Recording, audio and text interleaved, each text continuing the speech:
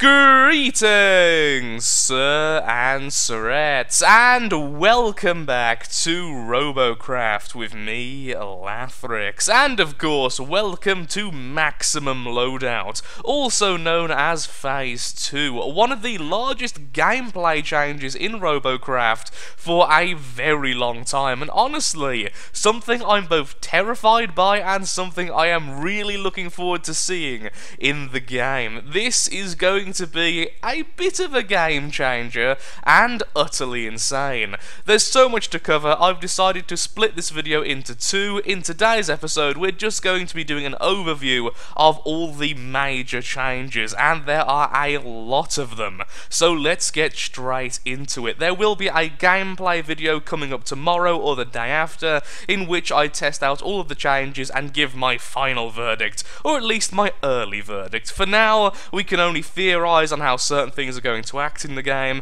and be fearful of other elements. So the first thing I would like to get into is the power bar. Now this is a pretty crucial element in the game now, and certainly something I think bears talking about first. All weapons and modules, which are something completely new as well, now consume power, which you can think of as a resource much like mana in a fantasy game. The power recharges over time, 100% recharges in 10 seconds. If you use all of your power, then of course your weapons cannot fire, so all of your weapons will use up some part of this power, which is a pretty big deal since in the maximum loadout we can now swap weapons, which I'll get onto straight after this segment. So making sure you do some notice on how far your power is gone, how much you've drained already, is pretty important. Otherwise you might end up in a position where you can't fire, but you're being beset by enemies.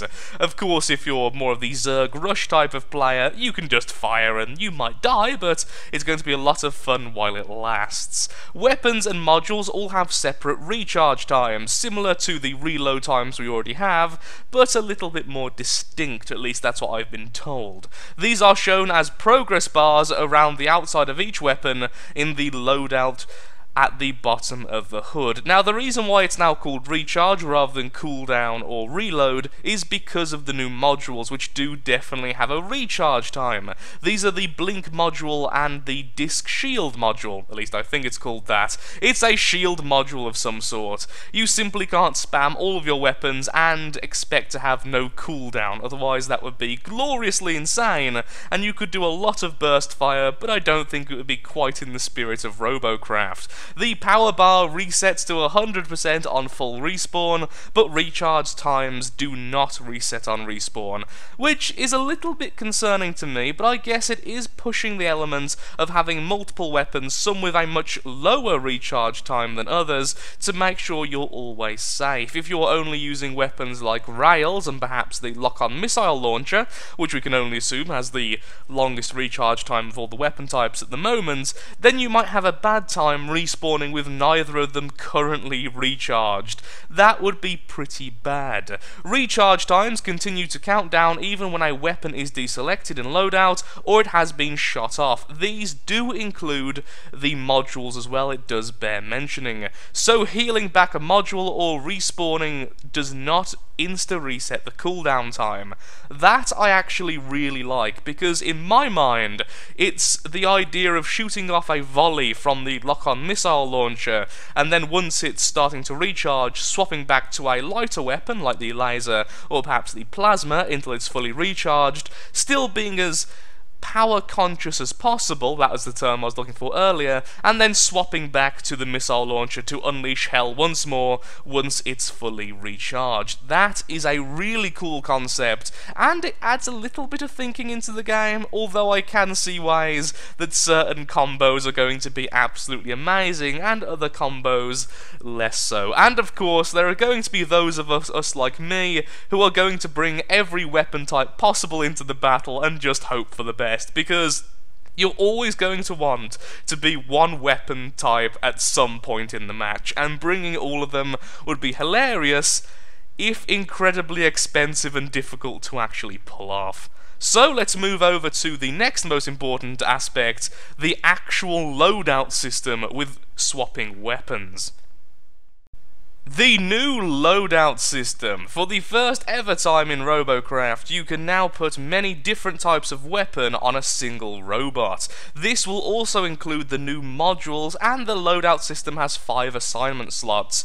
Pretty much this means every weapon class, every module takes up 1 slot, you can have a combination of 5, and of course you can combine any of them, which means a lot of people will try to endeavour to have as many situations as possible, or of course if you're incredibly aggressive, having plasma and lasers is a pretty cool concept. Release a volley of plasma and then move over to lasers to destroy the enemy. Something like that is pretty darn cool, but there's loads of combos, and I'm really looking forward to seeing the very good players figure out the best for their robot type, because although you can have 5 different modules, you still have a CPU limit, so adding them all could be potentially very difficult. And basically you put these all on your robot and have them assigned to the keys 1 to 5 on your number pad, so it should be pretty easy to swap between weapons in a match, and thankfully switching is free and instant, meaning it doesn't cost any of your power bar, so if you're suddenly in a bad situation, you're not going to be out of power to at least swap weapons, because I could see that becoming infuriating if that was the case. And with this, I think it's only fair we move on to the new modules. Definitely the most flashy element of the new patch, and if not the most exciting to me. Although they are both incredibly cool, I just love the concept of being able to swap weapons. After the modules, there's only one thing left to cover, which is the change to current weapons, which is actually really cool as well. A lot of changes now, and I mean this is in true changes which will alter the game state significantly. The new Blink module, a new high-tech gadget for your robot. This is a teleporter, and the first of the modules, and easily the most flashy.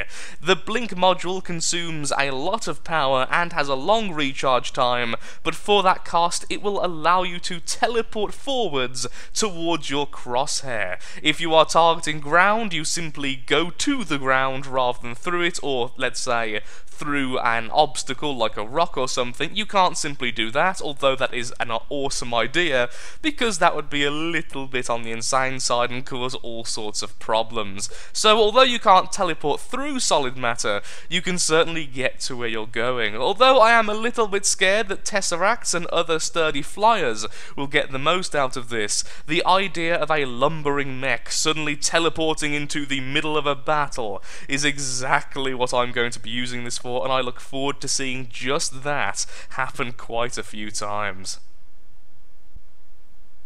It does also bear mentioning, however, that this, like the Mega module, will have to be attached to your robot in some way, shape or form. Although it doesn't matter where it goes, this does need to be on your robot to actually function, and will take up a loadout key just like a weapon.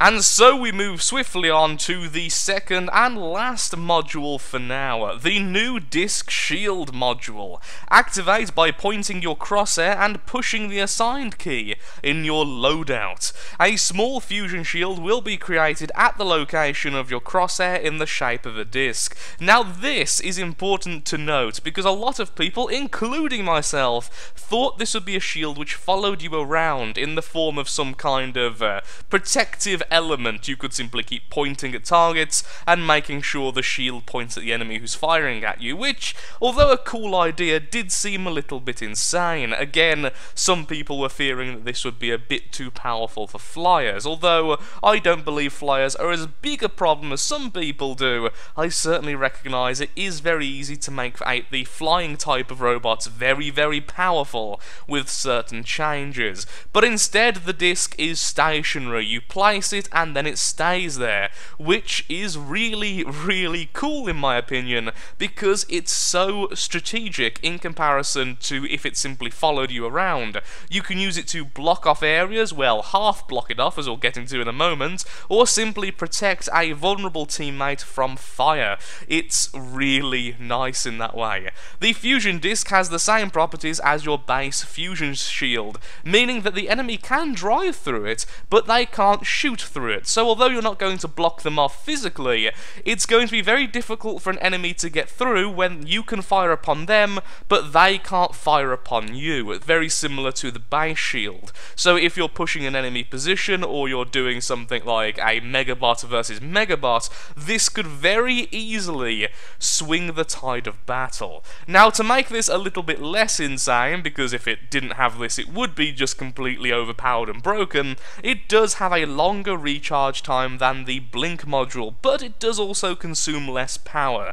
So using it won't hinder you as much, but you've got to be more specific on when you're going to use it. And I've got to admit, I do think this may be one of my favourite things in the new update, just because of the possibilities of it. Do I think it's going to work perfectly, and do I think people are going to use it in the correct way? Likely not, including myself, or whilst we're trying to learn this thing.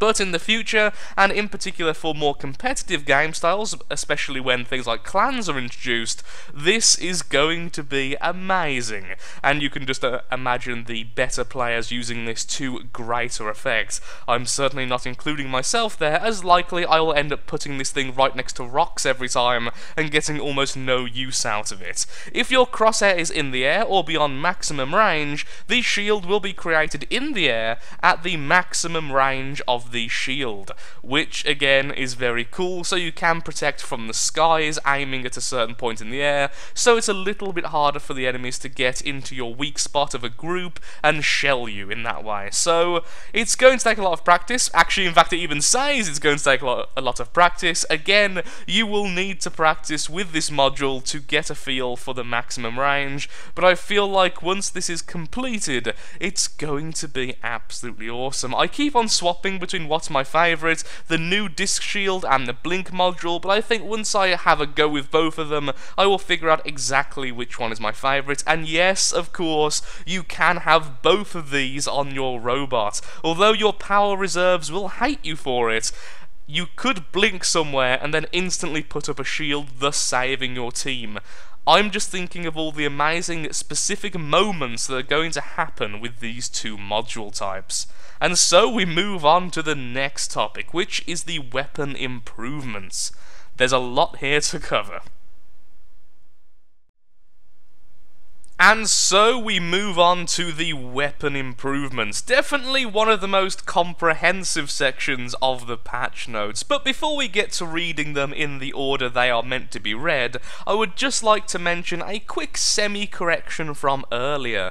The railguns no longer actually have a true reload stage, which means, simply put, you can't fire them and then start to reload and swap weapon, because the reload stage doesn't exist. You can keep on firing them until your energy has been completely depleted. I think it's only fair I mention that, because I did allude to the fact you could fire the railguns and then swap weapons, if I actually keep that section in. Otherwise, this bit is just a bit of extra information.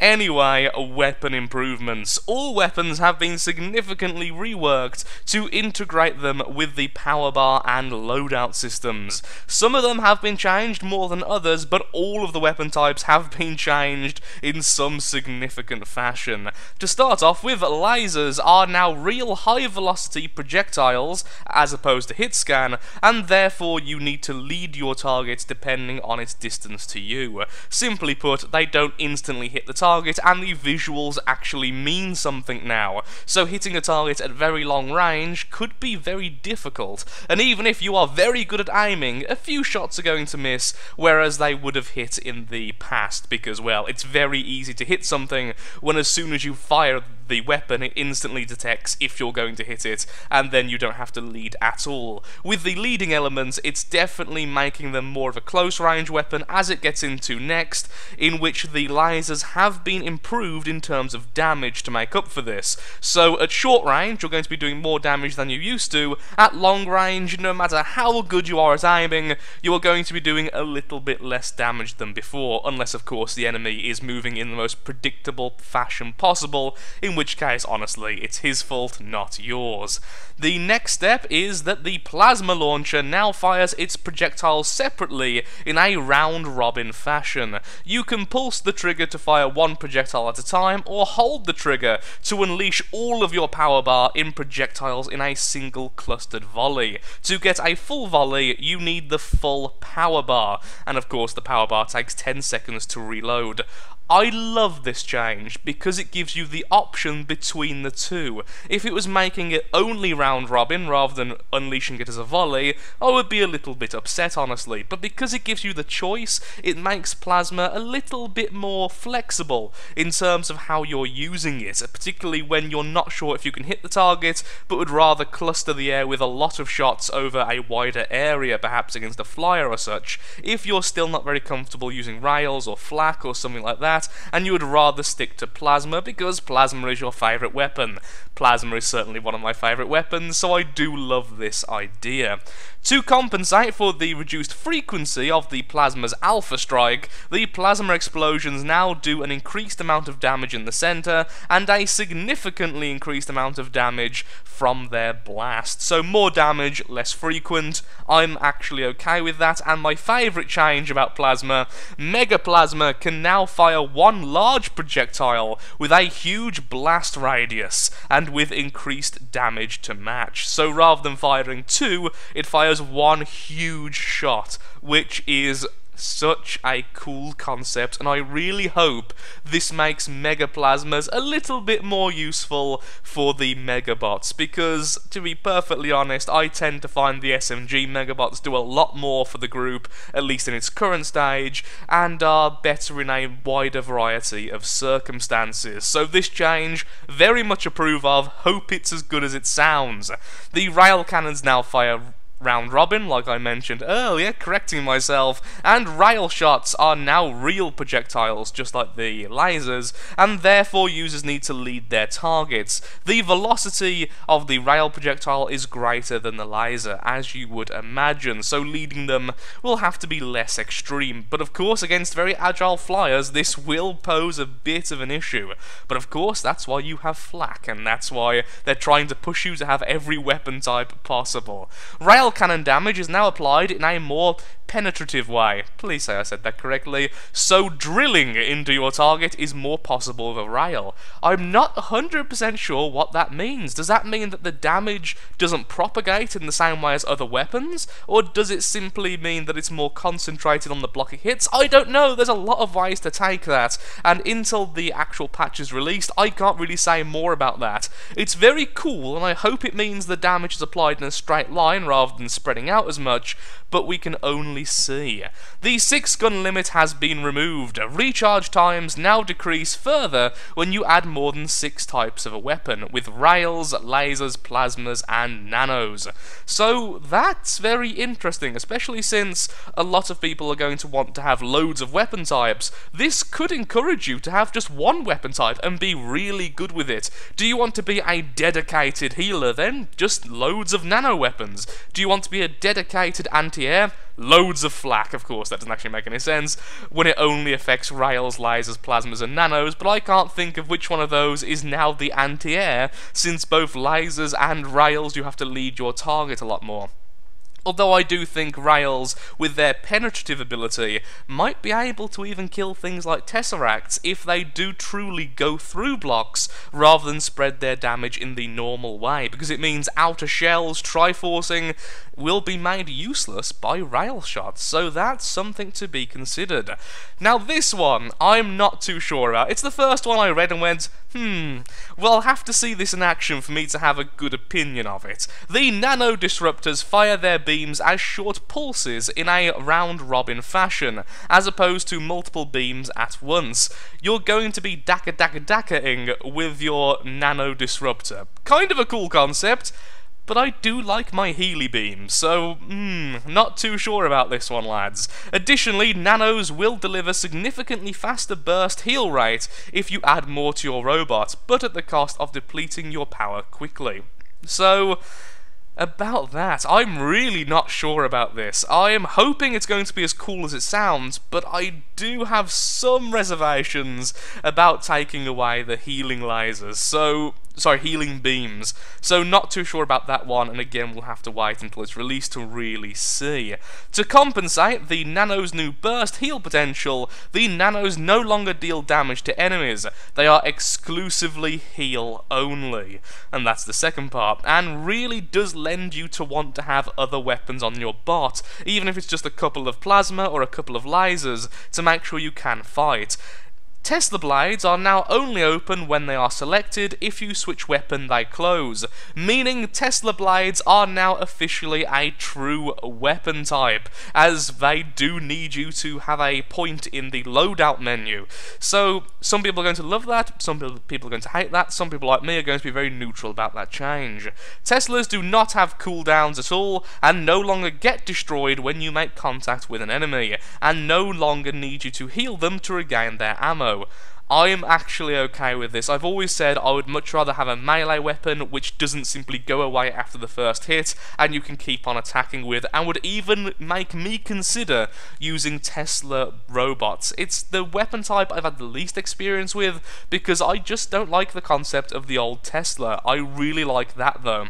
Tesla blades now act like futuristic chainsaws, so the longer you have them in contact with the enemy, the more damage you will deal. Although I'm sure it will cause a lot of conflict. So I do like that. I do like that a lot. I'm not sure about the whole idea of it only being open when you swap to it, but I still really love that concept. Each Tesla blade that is in contact with an enemy will deal damage per second and consume power at the same rate. The more Teslas you have, the more damage per second you deal, and the more power per second you consume.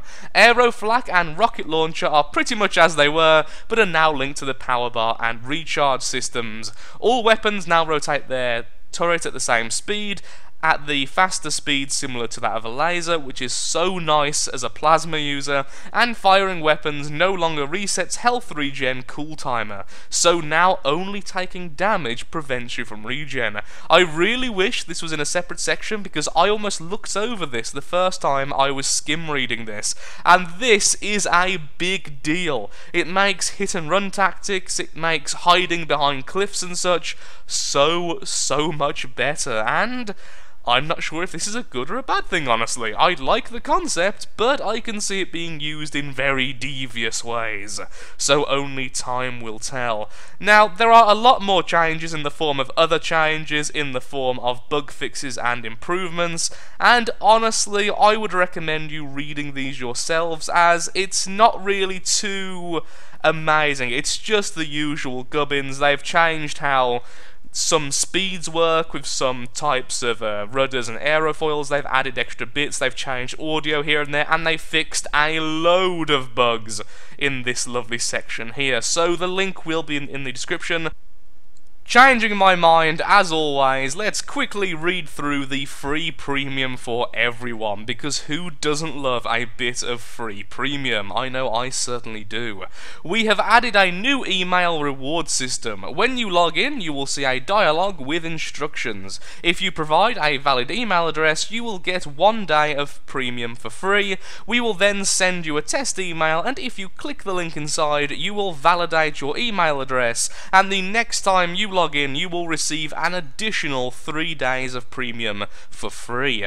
We are doing this as we'd like to be able to send you emails when we release major updates to make YouTubers who cover the updates redundant. We will never spam you or share your data as per our terms and conditions, and you can unsubscribe at any time with a single click. And that is that. At least the major points of the maximum loadout. There are a lot more changes in the other changes, and of course the bug fixes, such as you can now overclock to level 15, and guns aiming no longer make your guns point at an ally if they fly in front of the camera, which is going to be awesome, but I think that is something you can read yourself, as it's not going to be apparent straight away when you get into the new game. So thank you so much for watching. If you have enjoyed the video, and of course if you found it helpful, then likes, favourite, shares, comments, all that good stuff helps out me, helps out the channel, and most most importantly, shows that RoboCraft is a series you wish to see continued in the future.